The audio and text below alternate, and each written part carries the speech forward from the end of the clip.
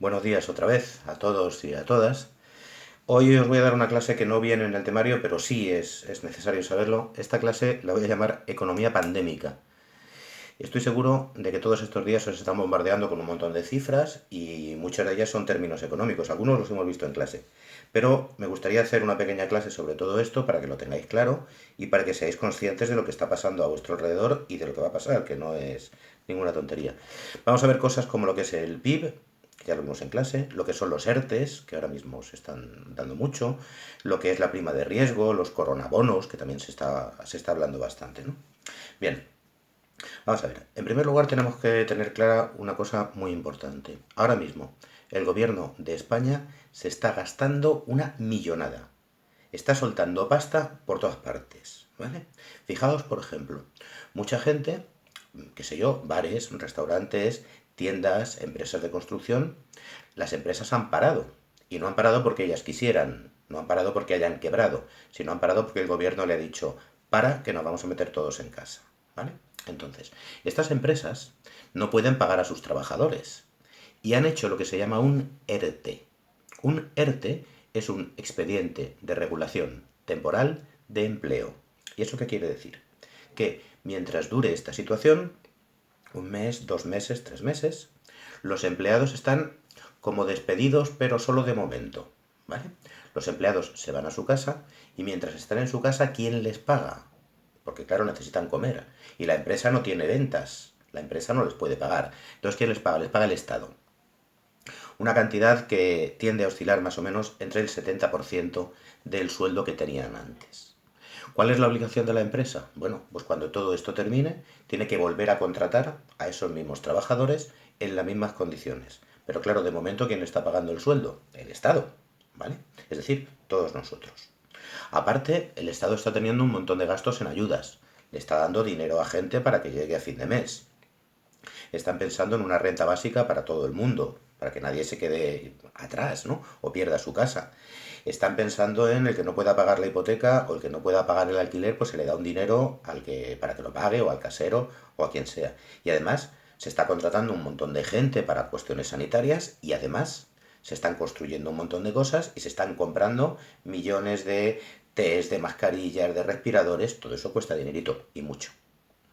El gobierno está calculando así, más o menos, que esto le va a costar aproximadamente unos 200.000 millones de euros, que es una barbaridad de pasta.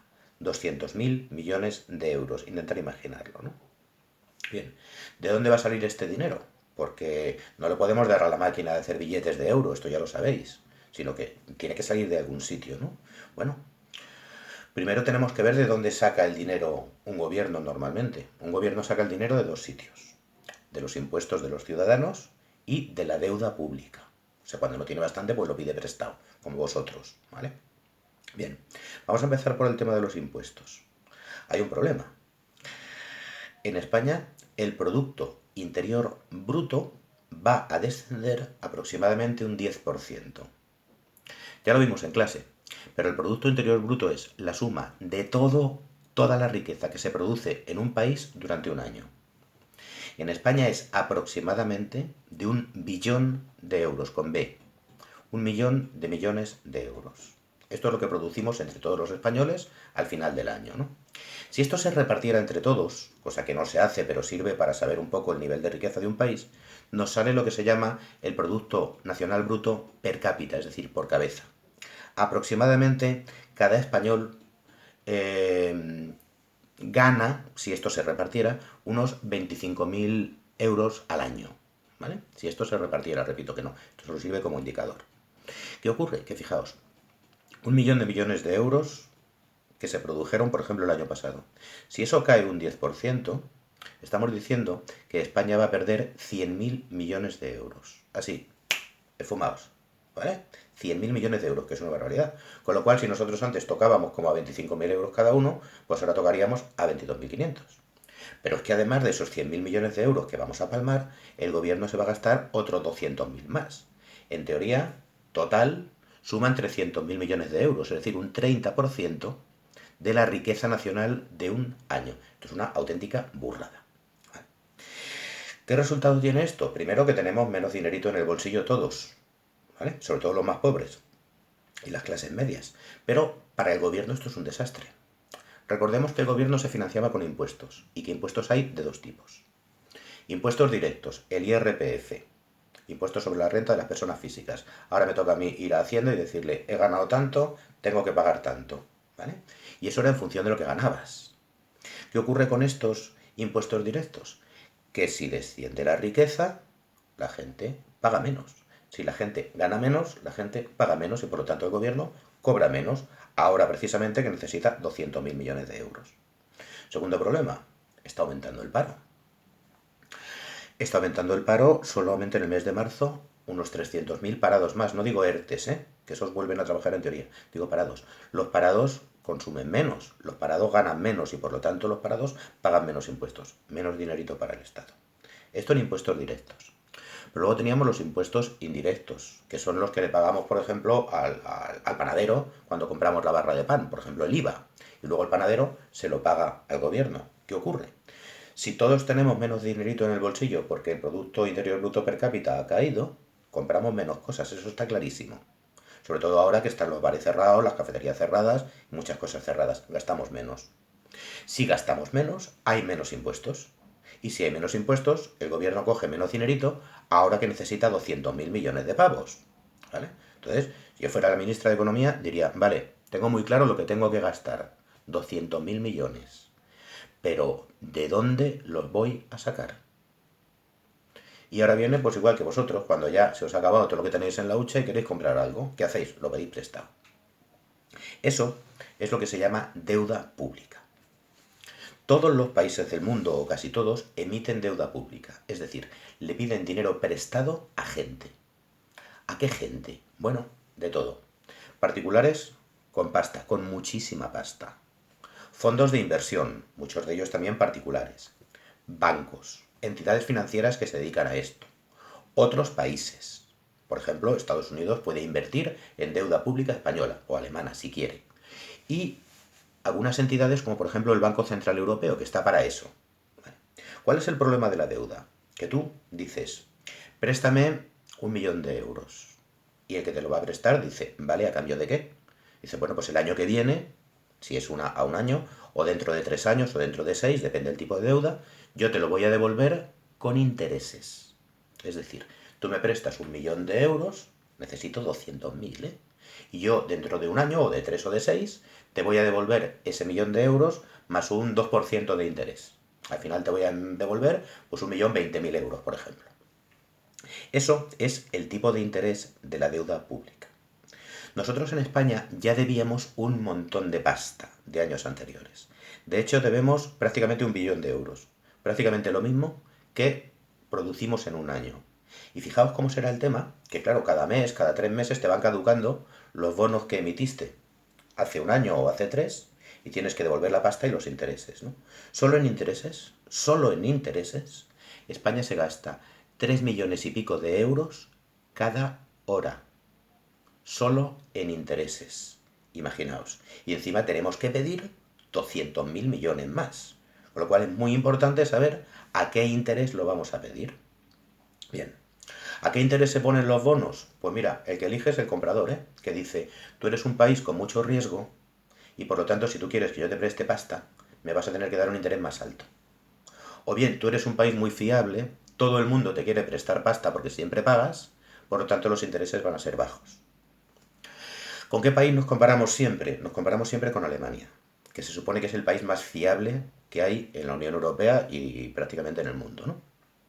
Por lo tanto, claro, si Alemania tiene, por ejemplo, un interés del 1%, tú para que a ti te compren el tuyo y no el alemán, tienes que ofrecer más intereses. Pues mira, si me compras el mío, en lugar del 1% que te dan los alemanes, yo te doy un 1,5. Y dice el que iba a comprar bonos, un 1,5, no sé. No sé por qué eres un país menos fiable que Alemania. Dame un 1,7. Pues ya está. La diferencia entre los intereses que pagas tú, España en este caso, y lo que paga Alemania, se llama la prima de riesgo. Actualmente la prima de riesgo española está en un 1,11%. Es decir, si Alemania da un 2% de interés, nosotros tenemos que dar un 3,1%, porque si no, no nos lo compran, ¿vale? ¿Quién clasifica a los países según lo fiables que son? Bueno, pues hay una serie de entidades internacionales, como por ejemplo, si no recuerdo mal, JP Morgan, algunos de estos, sobre todo estadounidenses, pero también de otro tipo, analistas y tal, que van publicando y dicen, este país es más fiable. Hay una categoría, ¿eh? Doble A, AB, AC, en fin. Y por lo tanto deberían pagar estos intereses. Claro, España ahora tiene un problema. Como España está bastante chungo, todo el mundo entiende que nos vamos a gastar una pasta, todo el mundo entiende que vamos a tener un montón de parados, la gente dice, yo invertiría en bono español, pero a ver si no me lo van a devolver. Por lo tanto, ¿qué pasa con nuestra prima de riesgo? Que se dispara, que sube. La gente no quiere bono español, a menos que se lo pagues mucho. Y nosotros no podemos permitirnos pagar unos intereses muy altos. Por eso, España, Italia y algún otro país ha dicho, bueno, vamos a hacer una cosa. En lugar de que cada país de la Unión Europea emita su propio bono, bono español, bono alemán, vamos a emitir un bono conjunto, un bono europeo. A alguien se le ocurrió llamarle coronabonos. A mí me parece de un mal gusto terrible, ¿no? Bono europeo. Y entonces, como Europa en su conjunto es fiable, el interés sería más bajo. Y eso beneficiaría a los países, sobre todo, que tienen los intereses más altos. ¿Cuál es el problema? Que claro, Alemania dice que por aquí. ¿Vale? Alemania dice que un mojón. Italia también. Porque ellos están pagando muy poquito. Porque son muy fiables. Y si emitimos un bono entre todos, tendrían que pagar algo más. No tanto como está pagando España o Italia, pero desde luego más de lo que están pagando ellos ahora. Por eso, a ellos no les interesa y por eso están fracasando ahora las negociaciones en la Unión Europea. Van a prestar dinero, pero es un dinero que luego hay que devolver y que encima, para que te lo presten, tú tienes que comprometer a que luego va a ser Europa la que te diga, cuando esto pase, en qué puedes gastar dinero, en qué no puedes gastar, en qué tienes que recortar, que probablemente será como siempre, en educación, en sanidad y en pensiones, y eso es lo que no quiere ahora mismo ningún gobierno. Ahora bien, repito, necesitamos 200.000 millones de pavos y de algún sitio tiene que salir, eso mínimo.